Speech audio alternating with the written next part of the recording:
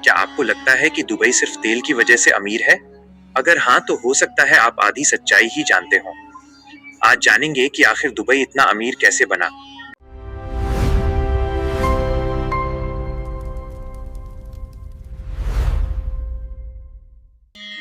Hello दोस्तों, क्या आपको भी लगता है कि दुबई में लोग सुबह उठकर सोने, गोल्ड के ब्रश से दांत साफ करते हैं, या फिर वहां के पेड़ों पर खजूर की जगह आईफोन लटकते हैं? सच में, आज दुबई का नाम सुनते ही दिमाग में फरारी, बुर्ज खलीफा और चारों तरफ उड़ता हुआ पैसा नजर आता है। लेकिन क्या दुबई हमेशा से ऐसा था? बिल्कुल नहीं। आज हम जानेंगे दुबई के जीरो से हीरो बनने की कहानी। तो चलिए, टाइम मशीन में बैठिए और चलते हैं पुराने दुबई में। एक शुरुआत, सिर्फ रेत, ऊंट और खजूर कहानी। दोस्तों, 1960 के दशक से पहले दुबई में कोई बड़ी बड़ी इमारतें नहीं थी। वहां सिर्फ तीन चीजें थी: बहुत सारी रेत, गर्मी से हांफते हुए ऊंट और थोड़े बहुत खजूर के पेड़। मजेदार बात, उस समय अगर आप दुबई में होते तो लग्जरी का मतलब फरारी नहीं, बल्कि एक अच्छी नस्ल का ऊंट होता था। लोग छोटे छोटे मिट्टी और पत्तों के घरों में रहते थे और गुजारा करना बहुत मुश्किल था। टू, गोताखोरी का जमाना, असली खतरों के खिलाड़ी कहानी। जब जमीन पर कुछ नहीं मिला तो दुबई के लोगों ने समुद्र का रुख किया। 19वीं सदी की शुरुआत में यहाँ के लोग पर्ल डाइविंग यानी समुद्र से असली मोती निकालने का काम करते थे। मजेदार बात, सोचिए, बिना किसी ऑक्सीजन सिलेंडर के समुद्र की गहराई में जाना और मोतियां ढूंढना। उस समय कोई स्विमिंग गॉगल्स नहीं होते थे। अगर कोई शार्क आ जाए तो मोती छोड़ो, अपनी जान बचाकर भागना पड़ता था। फिर भी इस मोती के व्यापार से दुबई थोड़ी बहुत कमाई कर रहा था। तीन, जापान ने किया पोपट, मोतियों का व्यापार खत्म कहानी। दुबई वाले मोती बेचकर खुश थे। तभी 1930 के दशक में जापान ने एक बहुत बड़ा गेम कर दिया। जापानियों ने लैब में आर्टिफिशियल मोती, कल्चर्ड पर्ल्स बनाने का तरीका ढूंढ लिया। मजेदार बात, जापान के नकली मोती इतने सस्ते और अच्छे थे कि दुनिया भर में उनकी डिमांड बढ़ गई और दुबई के असली मोतियों को कोई पूछने वाला नहीं बचा। दुबई की हालत ऐसी हो गई जैसे किसी ने उनके हाथ से आइसक्रीम छीन ली हो। पूरी इकोनॉमी धड़ाम से गिर गई। चार, लॉटरी लग गई, काले सोने, तेल की खोज कहानी। वक्त हमेशा एक सा नहीं रहता। साल 1966 आया और दुबई की किस्मत रातों रात बदल गई। दुबई के फतेह नाम की जगह पर जमीन के नीचे से पानी नहीं, बल्कि काला सोना यानी तेल, ऑयल निकल आया। मजेदार बात, सोचिए, आप अपने घर के पीछे गड्ढा खोद रहे हैं और उसमें से कच्चा तेल निकलने लगे। दुबई वालों की तो सच में छप्पर फाड़ के लॉटरी लग गई थी। अब वो रेत के टीलों पर बैठकर दुनिया को तेल बेचने वाले थे। पांच, दूरदर्शी सोच, पैसे को उड़ाया नहीं बल्कि लगाया कहानी। अब आप सोचेंगे कि तेल का पैसा आते ही दुबई के लोगों ने सोने की गाड़ियां खरीद ली होंगी। नहीं, यहीं पर दुबई के तत्कालीन शासक शेख राशिद बिन सईद अल मखदूम ने अपना असली मास्टरमाइंड दिमाग लगाया। मजेदार बात और ज्ञान, शेख राशिद जानते थे कि तेल कोई अक्षय पात्र नहीं है जो कभी खत्म नहीं होगा। उन्होंने तेल से आए पैसे को अय्याशी में नहीं, बल्कि दुबई के इंफ्रास्ट्रक्चर में लगा दिया। उन्होंने पोर्ट, बंदरगाह बनवाए, सड़कें बनवाई और दुबई का पहला इंटरनेशनल एयरपोर्ट बनवाया। टैक्स फ्री का लालच, आ जाओ सब माफ है कहानी। 1980 के दशक में दुबई ने दुनिया भर की कंपनियों को अपने यहाँ बुलाने के लिए एक गजब का दिमाग लगाया। उन्होंने जेबल अली फ्री जोन बनाया। इसका सीधा सा मतलब था, हमारे यहाँ आओ, बिजनेस करो और हमें कोई टैक्स मत दो।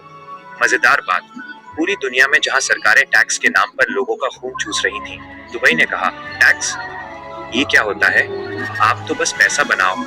जरा सोचिए, अगर आपको अपनी कमाई का एक भी रुपया सरकार को ना देना पड़े तो आप कहाँ भागेंगे? बस यही सोचकर दुनिया भर के बड़े बड़े बिजनेसमैन अपना बोरिया बिस्तर बांधकर दुबई आ गए। सेवन, एमिरेट्स एमिरेट्स एयरलाइंस, हवा में उड़ता पैसा कहानी। अब कंपनियां तो आ गईं, लेकिन दुबई ने सोचा कि दुनिया भर के टूरिस्ट को कैसे लाया जाए।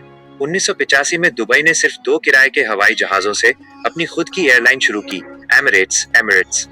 मजेदार बात, आज एमिरेट्स दुनिया की सबसे बेहतरीन एयरलाइंस में से एक है। दुबई ने अपना दिमाग लगाया कि अगर कोई इंसान लंदन से ऑस्ट्रेलिया जा रहा है तो उसे बीच में दुबई रोक लो। उसे इतना बढ़िया एयरपोर्ट और ड्यूटी फ्री शॉपिंग दिखाओ कि वो अगली बार सिर्फ दुबई घूमने के लिए आए। मतलब रास्ते से गुजरने वालों को भी अपना कस्टमर बना लिया। 8, समंदर में जमीन कम पड़ गई तो खुद का आइलैंड बना लो, पाम जुमेराह कहानी।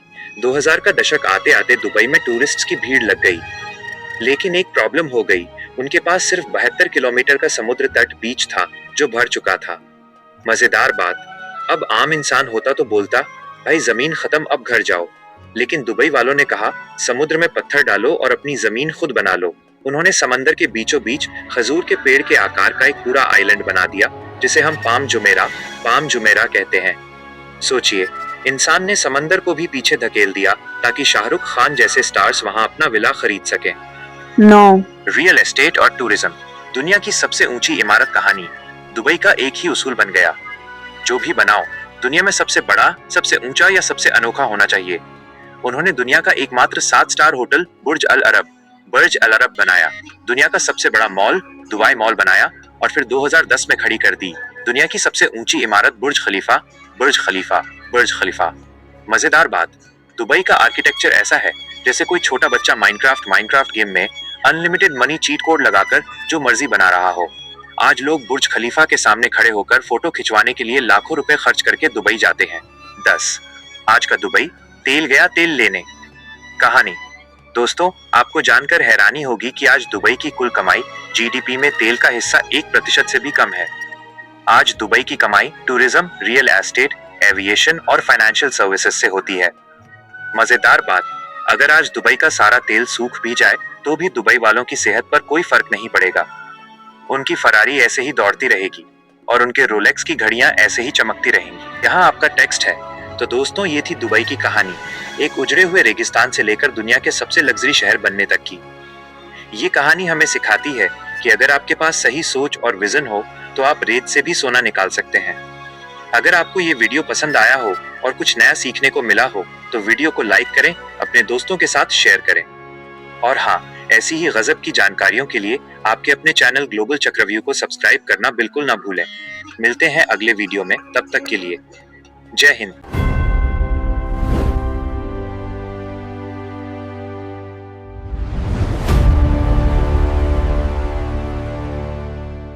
अगर आप चाहते हैं मैं फेस से वीडियो बनाऊं तो आप लोगों को मैं एक टारगेट देता हूं, 5 मिलियन सब्सक्राइबर होगा तो मैं अपना फेस रिवील करूंगा। अगर आपको और कोई भी सवाल पूछना हो तो आप मेरे चैनल पर जाकर इंस्टाग्राम पर मैसेज कर सकते हैं।